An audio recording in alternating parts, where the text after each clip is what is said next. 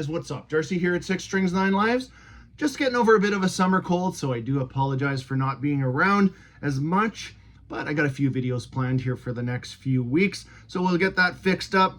But in the meantime, put together a video today. It's kind of a little bit of speculation, but there's some firmly planted seeds that these albums will happen in 2026. Which got me thinking, and we're going to talk about thrash, which is right up there with traditional metal for me. That's my top two if you've tuned into my channel before. And if you've tuned in before, I know a lot of you also look forward to new music, just like I do. I don't live in the past. I don't always dwell on the past. Do I love the past with music? Absolutely. Some remarkable thrash years like 86, 88, 90. Those are three that are always up there. But I looked back, I would say probably the past 6 or 7 years, there hasn't been that many massive thrash years, especially our old school bands, which I love and we'll mostly talk about today. I think there's one or two newer bands here we'll talk about. But I just love talking about stuff that's still going to come out, stuff that I want to listen to. And always just, kind of thinking about, here I am still sitting here, after discovering thrash in 85, 86. Here we are going 2025 into 2026 and still listening to some of our favorite bands. So 2024 wise, I'm listening to the new Sodom right now, Destruction, great album too. Canada's thrash Legends Sacrifice, which is an album you want to check out, is called 6, which is their 6th album. And then excuse me, and then we have Testament coming up on October 10th. The first two singles so far, I love them. The guitar tone is it's awesome. It really reminds me, obviously of what they've been doing lately, but going back to 2008 with Formation of Damnation, and maybe, having that new drummer, Chris Dovis, into the band has really injected some new life into them. I've watched a fantastic interview on the Metal Voice with Jimmy K interviewed Chuck Billy. That is well worth a watch. Chuck going through the whole album, stuff like that. But now, looking forward to 2026, we got, I'm going to talk about 10 albums today. And I would bet money that 8 out of the 10 of these are a sure thing. Yeah, for sure. And a couple already confirmed. So, as you know, Kreator is coming out with their 16th studio album on January 16th, and which is the follow-up to 2022's Hate Uber Alles. So basically what I'll do today is we're going to kind of hold up the last album, talk about what's coming, and any information we have on those albums. But so for me, I got to see Kreator about a year ago, late September. Saw them for the first time ever. Absolutely on another level. They Testament also played on that show, and Possessed. But yeah, Kreator was just on another level. This album, and I love modern Kreator. I do like this album, but I think like Gods of Violence was a touch better. Phantom Antichrist. And then they went back with the same producer on this new album, which, yeah, the title, I don't know, Crushers of the World. That's a bold statement. And the cover is a little, takes a little bit to getting used to for sure, but I think the cover's growing on me. The title, whatever. It's what's in the album, what the music. So that one already on pre-order. Let me know if you're looking forward to the new Kreator. Yes, they're not putting out, like I said, not dwelling in the past. I look forward to the new stuff, and definitely look forward to Crushers of the World. And let's move on to the next one that's confirmed. And actually, the pre-orders are going to go up tomorrow morning for this album. So, as you know, Megadeth is going to wrap it up with their 17th studio album and follow up to 2022's The Sick, the Dying, and the Dead, which is a fantastic album. This was my album of the year for 2022. And, a little sad that they're wrapping it up, but, you always got to say, are they really wrapping it up? We'll wait and see. But pre-orders will be up at tomorrow morning, Friday, October 3rd, 9 a.m. my time. So just check out for your local time. What have I seen so far? I've seen, not the greatest looking. I don't know if it's the album cover. I don't even know if it's the album title, but I think the first single is called Tipping Point. I've only seen little snippets of that song. So let me know if you know a little more than I do. Is that the album title? Is that the album cover? But definitely going to hit the pre-order button tomorrow morning on that. Been a Megadeth fan since, early 1986. What else? A couple other ones I'm looking forward to. Like I said, we'll go through 10 of them. And I'll save the two that I don't know if they're going to come out, but this one's definitely going to come out. The follow-up to Exodus is working on their 12th album and first for Napalm Records, but it will be the follow-up to 2021's Persona Non Grata. And I've talked about this album before. This is not, it's not my favorite. It's a very aggressive vocals from Zetro on here, but there is a couple of fantastic songs, and one is it the Years of Death and Dying? I absolutely love that song. The harmonies, that's what I was always looking for more with Exodus.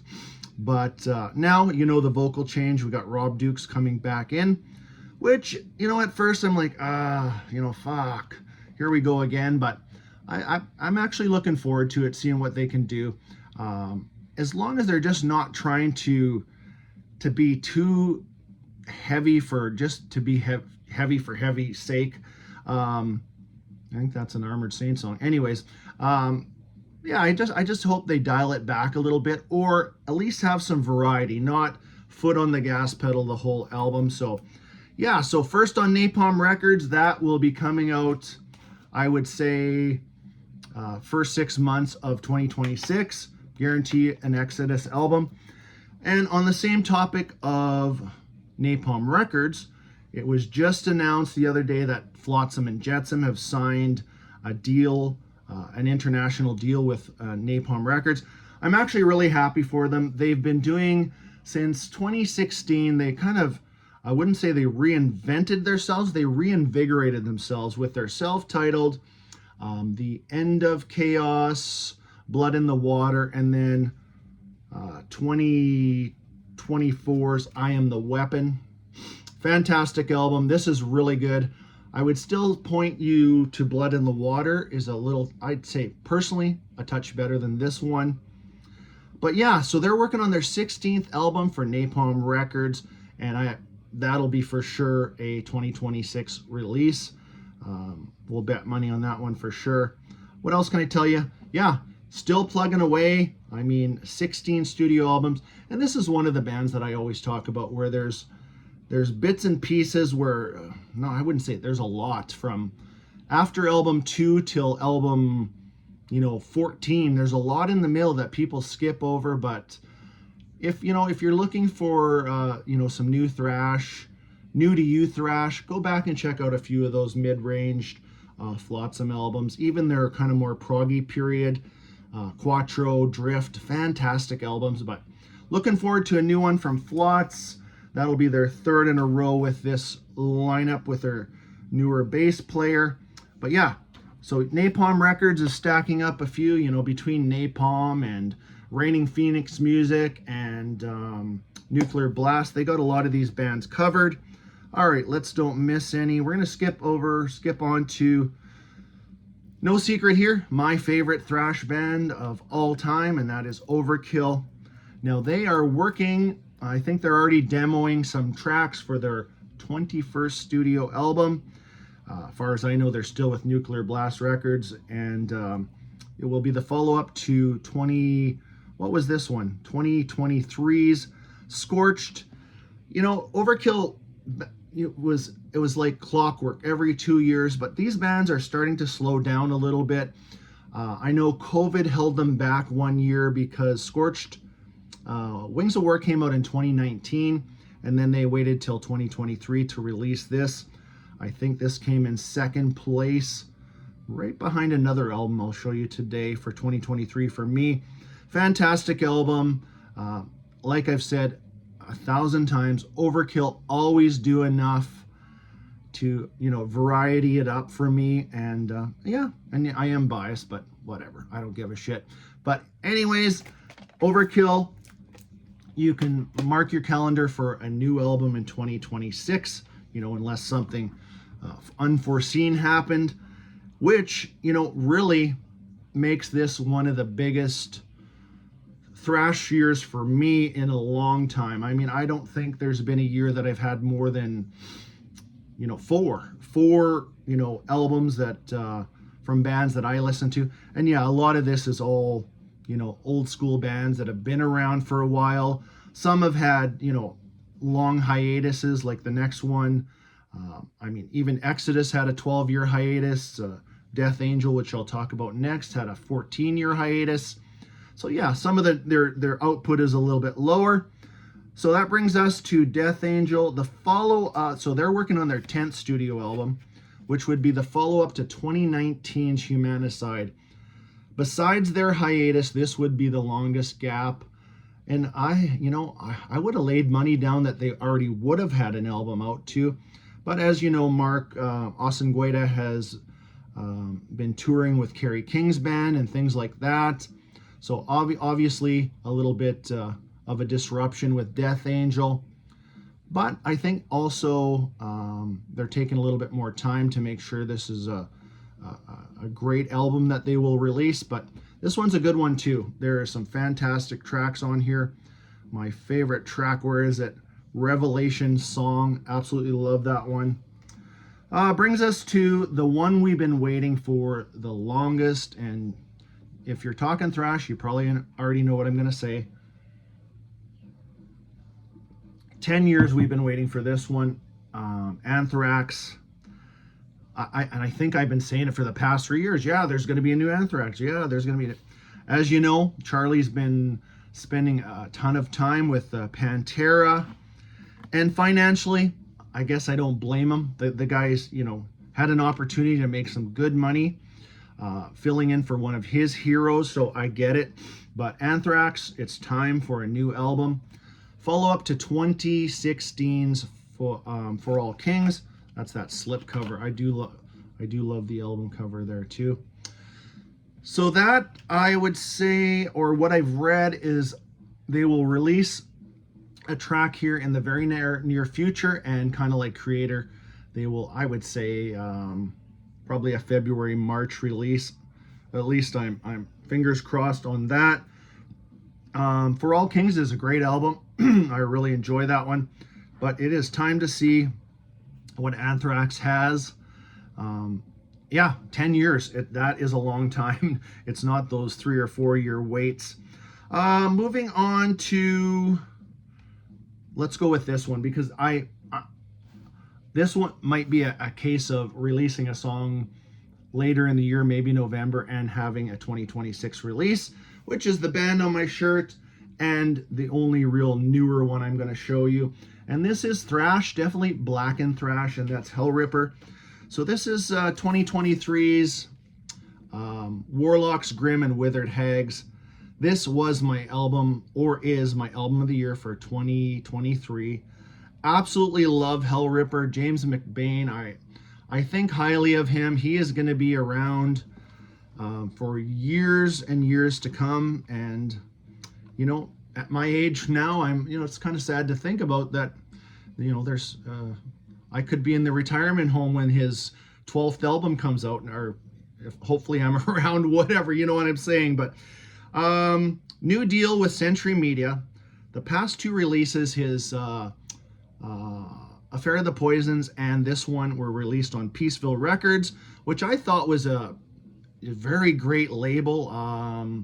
But I think Century Media just had a little more to offer him with promoting and getting Hellripper to the next level. But, excuse me, from album number 2 to 3, which is this one. James went from here to here with Hellripper. They toured their asses off, and I'm sure this would be a quick turnaround. There's not a lot of time off for these guys. It's get the new album out and jump on the road and get some really good backing from Century Media. So I'm really looking forward to the next Hellripper. Yeah, this is one of those automatic pre-orders. Buy all 3 varieties of the vinyl, buy the CD, buy the cassette if there is one, buy the t-shirt once in a while. But yeah, so yeah, follow-up should be coming in 2026 to Warlock's Grim and Withered Hags. What else did we have? 2 more. 2 more, and actually an honorable mention, which I do want to talk about. Great German thrash too. Next up, we're going to talk about one that I thought would have came out this year, but Jeff Becerra had some other health issues and things like that. But I'm hoping Possessed comes out with their, only their 4th studio album, which, you know, there was a massive, we're talking about gaps, the 33-year gap before this one came out. This is my album of the year from 2019. This is Revelation of Oblivion. This one just kind of just took me and hooked me and grabbed me. This is not death metal. This is blackened thrash. Jeff's vocals are very understandable. Some, you know, some harsh themes, whatever you want to say, but, you know, you can take that with a grain of salt. But I absolutely love this album. The players he has on here, like, is it Claudius Creamer, Daniel Gonzalez, these guys are top notch. The guitar tone on this album is absolutely, it's just wicked sounding. I play this often, and often I mean nowadays twice a year for sure, which is often when you have a bigger collection, but definitely looking forward to the newest, or another one from Possessed in 2026. You know, if they can even come close to this, I will be happy. And if you still haven't heard this, or you're a little sensitive about some themes, I'd say, you know, fuck it, grab it, check it out. It is awesome. Which wraps up my 10 with another one. Now, I said there was 2 that I'm speculating on. Possessed, I'm pretty sure it'll come out. This next one, I'm not quite sure. This could be a 2027, but still hoping for a new one from Tankard. This here is their 18th studio album. This one came out in 2022. This is Pavlov's Dogs. And if you know the band, you know they are part of the German Big 4 of thrash. And usually the ones that get shit on the most, which, you know, might not be the most popular opinion, but I would put these guys in 3rd place over Destruction. For me personally, nothing against Destruction, so don't get your shit in a knot. They're fantastic too, but I just think these guys deserve more credit. You know, look past the beer themes, things like that. They talk political, relationship stuff, life stuff in general. Give them another chance and check out this album, or the one that came before this, One Foot in the Grave. Highly recommend that one too. So this was their first on Reaper Entertainment, and if that's ringing a bell right now, they are reissuing The Beauty and the Beer, so that would be their 12th studio album, and they are reissuing their 13th studio album, Thirst. So go check those out. Those are up for pre-order right now. But yeah, looking forward to a follow-up to 2022's Pavlov's Dogs. And today, and we're going to wrap it up with just one honorable mention. This is a German band that had a massive gap. What was years? This album, I'm going to show you their debut album, because if you know some legendary thrash albums, you probably already might know Exhumer, Possessed by Fire. Now this is a must-have in any thrash metal collection. So if you somehow missed the boat on this one, then they had another studio album came out in '87 called, oh, what the hell? Let me just get up and check here. Rising from the Sea. Actually had a different vocalist on that one. Then they disappeared for 25 years, and they've put out 3 studio albums since, but have not put out anything since 2019. And that is Hostile Defiance. So, Exhumer, yeah, German thrash. You have your German Big 4. These guys would be on my German Big 6. I would add them in, and I would add in Accuser as my kind of my German Big 6. But 2019's Hostile Defiance, released on Metal Blade Records. Highly recommend this one too, and definitely go back and check out Possessed by Fire. But on Hostile Defiance, if you want to just pause and quickly check out one track, go check out my favorite track called Dust Eater. Yeah, even the title track's fantastic on this one too. So there is a lot to look forward to for thrash in 2026. And overall, 2025 for me, you know, of course I'm going to do my year-end list and things like that, but there hasn't been a lot that I've picked up. I've really, and I've already told you, I've slowed down on my buying, but I've also slowed down on just grabbing every new band. And I want to make it crystal clear that it's not that there isn't good new bands out there. It's just like, how much can I possibly listen to? And I want to get the most out of what I have. You know, listen to these newer albums multiple times instead of 3 or 4 times, and I feel pressure to get on to the next one. I don't want that feeling. So, not saying I'm not going to pick up a newer band's album and check it out. If it's meant to be, it's meant to be type of thing. But anyways, I hope you enjoyed this video. Get down in the comments. Let me know what you're looking forward to.